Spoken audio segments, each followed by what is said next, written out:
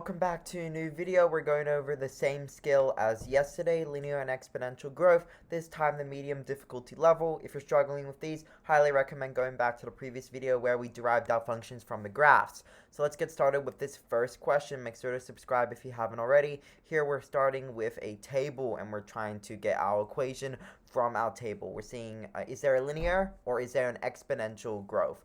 In the last video, we talked about linear. It's a constant number that we're adding, and exponential, there's a constant factor that we're multiplying by. So we need to see what relationship's happening here. Of course, you can see 1 to 2, we could be multiplying by 2, but then as we notice, each time our term, it is increasing by a factor of 2. Not by a constant amount. We're multiplying each y value by 2 as our x increases by 1, meaning that we have a relationship, an exponential relationship. Now we can determine whether it's answer choice C or D by just substituting in the last x value.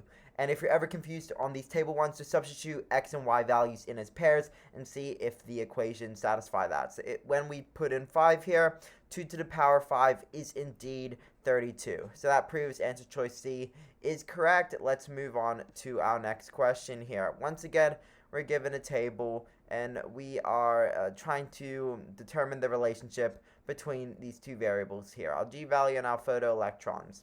So we're increasing by a constant amount for our x values, but over here, once again, we can see instead of multiplying by a constant factor, we're increasing by about 43 each, 43, not 403.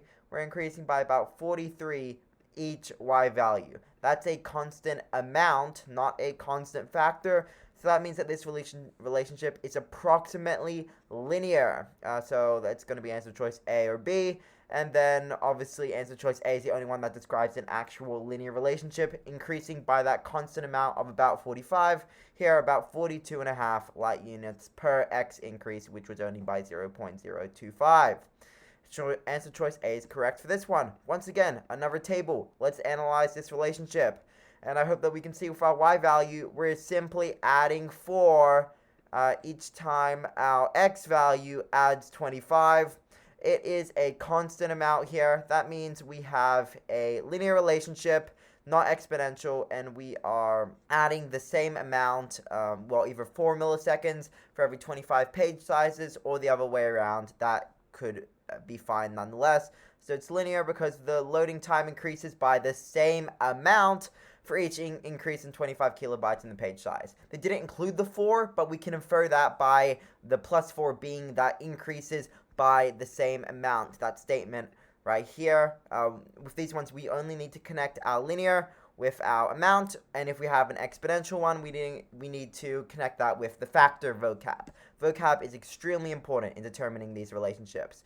On to our last question, one more table. Let's see what's happening to the values. This time, we have about a exponential relationship. We can see ORP is increasing by approximately 20 each time, but then it looks like our purification time is decreasing by a factor. We can see it's decreasing by 9 here, decreasing by 6 here, decreasing by 3 here, decreasing by 4 here. We don't need to know that exact factor that's decreasing by. We just need to know it's not changing by a constant amount, meaning it's not linear, but it is approximately exponential. As we can see, it is decreasing by a common ratio. That's that common factor. It is going to be a ratio or a factor instead of a fixed amount. Remember, fixed amount is characteristic of linear relationships.